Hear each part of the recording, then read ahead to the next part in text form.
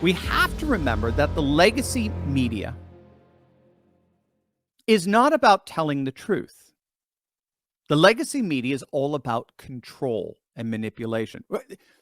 This is who the legacy media is. Remember, the ones who are telling us that Biden's got to go and there's nothing wrong with him. Those very same people are the same ones that told us that Trump colluded with Russia to steal the 2016 election, that Justice Smollett was the victim of a horrible race crime, that Brett Kavanaugh was a rapist, that the COVID lab leak was nothing more but a conspiracy theory, that border agents on horseback ran around whipping migrants, that the Covington Catholic school kids mocked a poor, peaceful Native American simply banging on his drum, that President Trump built cages for migrant kids and recommended that people drink bleach to cure COVID, that Kyle Rittenhouse was a white supremacist, and of course, the piece de resistance, the Hunter Biden laptop, was nothing more than Russian disinformation.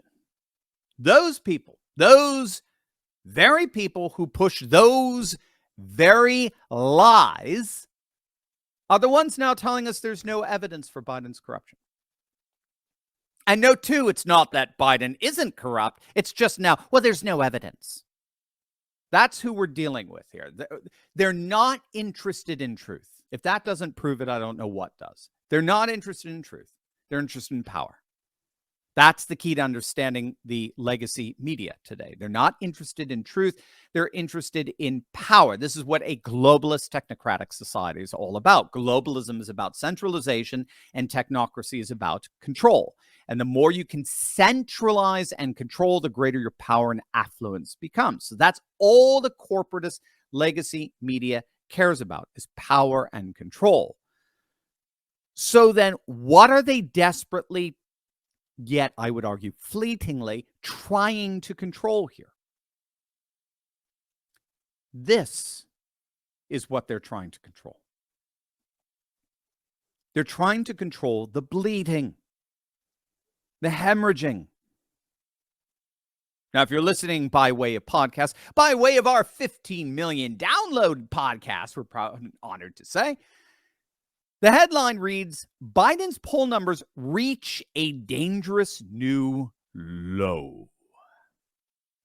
According to the latest Quinnipiac poll, 51% of Democrats said that they were open to voting for someone else other than Sleepy Joe in 2024. Barely 40% said they're all in on him. More than half their party is open to voting for someone else. Now, gang, I mean, when you're incumbent running for re-election, that's beyond devastating. When half your party says, I don't think so. It literally doesn't get worse than that. And that, of course, comes on the heels of the Wall Street Journal poll that found that 75% of voters, 3 in 4, think Biden is too old to be president. 75% think he needs to bow out. There's your super majority. And what was even more shocking is that that included 69% of Democrats. 7 in 10 Democrats thought Biden was too old to be president. And then 60% of all voters believe Biden is not mentally fit for the job. Now, those are some pretty horrific numbers. But that's only half the problem. It's not just a matter of Biden's low numbers. I mean, as long as the opposition is equally unpopular, it's all relativized, right? The problem is that the opposition, of course, being Trump, is at the same time surging. Take a look at this. Trump now officially has taken the lead in the Real Clear Politics aggregate polling, which averages out all the polling over the last several months. Now, keep in mind, the day before the 2020 election, the RCP aggregate had Biden leading Trump by over 7 points. And of course, true to form, on November 3rd, the most pristine election ever, Biden vastly underperformed that number. He only got half that. And Trump vastly outperformed the polls. So more and more Democrats are openly recognizing that were the election held today, Trump would crush Biden in an electoral landslide. Even Larry Sabato of Crystal Ball, a rabid anti-Trumper, is admitting that. These polls, I mean, what do you say? They're beyond devastating for Biden. And it gets worse. This doesn't even factor in the looming recession that most economists believe is right around the corner. Historically, a recession is disaster for incumbency. No incumbent has won re-election if a recession occurs anytime in the last 2 years of his term in office. No incumbent has won re-election if a recession occurs anytime in the last 2 years of his term in office. So you think Biden's poll numbers are bad right now? We ain't seen nothing yet. So the Democrats, the donor class, and the deep state, they're all seeing the same thing. They're all seeing that Biden is politically collapsing right before our very eyes, and that if the Democrats don't do something quick, they risk losing everything. I mean, with a Trumpinator coming back to power, right? Where's my Trumpinator? I'll be back. With a Trumpinator coming back to power and ready to go full animal on them. I mean, literally like rounding them up. They risk losing the whole of the administrative state, which is the source of their power and affluence.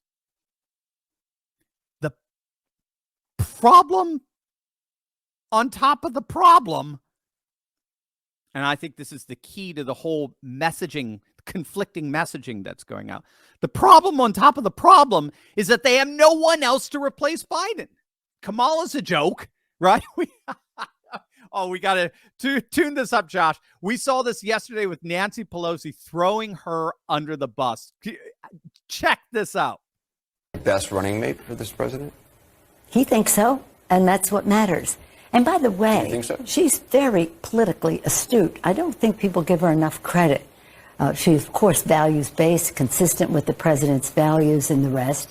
And people don't understand, she's politically astute. Why would she be vice president if she were not? But when she was running for attorney general in California, she had 6% in the polls. 6% in the polls. And she politically astutely made her case about why she would be good, did her politics, and became attorney general. So people shouldn't underestimate what Kamala Harris brings to the table. But do you think she is the best running mate, though? She's the vice president of the United States. So when people say to me, well, why isn't she doing this or that? I said, because she's the vice president. That's the job description. You don't do that much. You're a source of strength, inspiration, intellectual resource, and the rest. I think she's represented our country very well at home and abroad. You don't do that much. What do you say? You don't do that. You know, Anderson, you don't do that much. What should we expect? She's the vice president. She doesn't do anything. I mean, if that weren't a clear signal that they have absolutely no intention whatsoever of ever turning the Democrat Party over to Cackles Kamala, I have no idea what would be. So Cackles ain't happening. But neither is Gavin Newsom, if you think it through. He barely survived a recall effort in the bluest of blue states. He's very unpopular. He's not going anywhere. I don't see Michelle Obama doing anything of yet. I know there's been some rumblings there from others around her, and even if she were, I don't think she would be anywhere near as popular as her husband. Obviously, the media doesn't have a lot of confidence in her, or else they wouldn't be doing any of this stuff. So they don't have anyone. The Democrats are stuck with a convalescent senile candidate. And that is exactly what explains the conflicting messaging. While we know constitutional carry is sweeping the nation, millions of Americans and even you courageous patriots out there, you Turley talkers, you're still stuck in blue or weak red states restricting your constitutional right to bear arms. Well, don't worry, gang. Countrywide concealed is probably the quickest way to get carrying legally in the majority of the United States. That's right. You won't just be able to carry in your state, but in 84% of the whole of the US of A. It's as quick as watching a video and taking a quiz, and thanks to Countrywide Concealed, your family is that much safer from a myriad of threats no matter where you go. Getting a concealed carry license has literally never been easier, so just click on that link below and join the millions of patriots who've taken back their rights and started carrying legally with Countrywide Concealed today. Now, we come to the legacy media's "there's no evidence" absurdity. Now, I think what we're seeing here is the lamestream media's attempt at hedging against the fact that they have no other options other than Sleepy Joe, the incontinent in chief. So they're one at the same time doing their best to get the Democrats to try to come up with a plan B. Well, that would have been Kamala. So a plan C or a plan D. But if they can't, then the legacy media needs to do what they can to keep whatever's left of Joe's political viability intact. Now, as part of that, I actually think that's where the whole indictment of Hunter is coming in.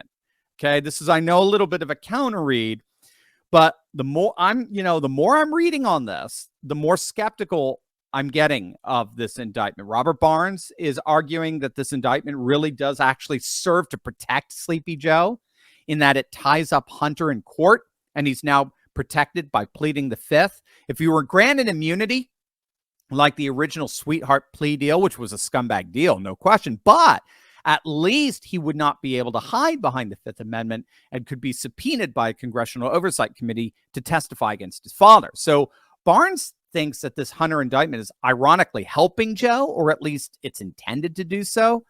And then at the same time, of course, you got the indictments against Trump that the legacy media and the deep state still think is going to take him out, as well as the DeSantis campaign, right? Along with the whole of the Republican establishment, like Brian Kemp and the scumbags in Georgia. They actually believe that a kangaroo court convicting Trump is enough to end his presidential run. So remember, Biden's falling poll numbers is only half of it. Trump is surging. That's the danger. You got to get Trump back down to him falling as well, so that way at least you've got a chance. So that's why I think they're pushing these indictments.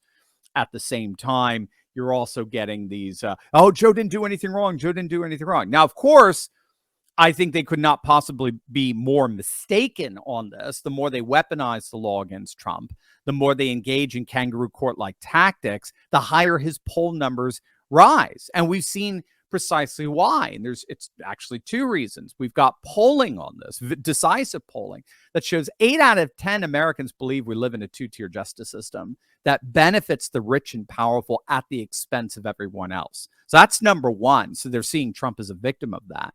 And number two, otherwise loyal Democrat constituencies like Black and Latino voters, they're increasingly identifying with Trump and aligning themselves with him because they too feel like they're victims of a corrupt two-tier justice system. And so they're more and more seeing Trump. And again, this is the Republicans' constituency that they need to come out in mass for them in order to win. They need those big margins. These constituencies are more and more seeing Trump as their champion to fight against the corrupt powers that be, not the Democrats, but Trump. So this is why Biden is now polling with the lowest levels of support among non-white working class voters since Walter Mondale in 1984. And we all know how that came out. And besides, no one is buying this silly refrain, "There's no evidence." Even CNN is admitting it. Take a look. The time when he was vice president, right? Whether Joe Biden was involved in Hunter Biden's business dealings at the time he served as vice president. Overall, if you look here, 61% of Americans think Joe Biden was involved. You can see partisanship drives this, right? Obviously, nearly all Republicans, 90%, believe that. This has been a major storyline and talking point on Fox News and elsewhere. 64% of independents believe that Biden was involved in Hunter's business dealings. 28% of Democrats. And I want to show you, of that 61% overall there that believe he had dealings, 42%, Dana, think that Joe Biden acted illegally when he was vice president in those business dealings. 38% say not involved. 18% said he acted unethically, but not illegally. But that is a significant number as well. I mean, there you go, gang. I mean, it's just the whole thing is falling apart. It's all falling apart. So what does it all mean? It all means that the legacy media is doing everything they can to encourage Democrats to find someone else to run in 2024. All the while they're trying to maintain whatever's left of Biden's electability. And none of it is working. It's all falling apart. Of course it is. You can't have these two mutually exclusive messages smacking against each other. It makes Trump and the Republicans look perfectly sane by comparison. It's all falling apart. Now, obviously, having said that, look, I mean, this is no time to get complacent. The deep state, at the behest of the legacy media, is going to do everything they possibly can to thwart Donald Trump from successfully being reelected. But if what we're seeing thus far continues to play itself out, it really does look like the establishment may have finally met their match.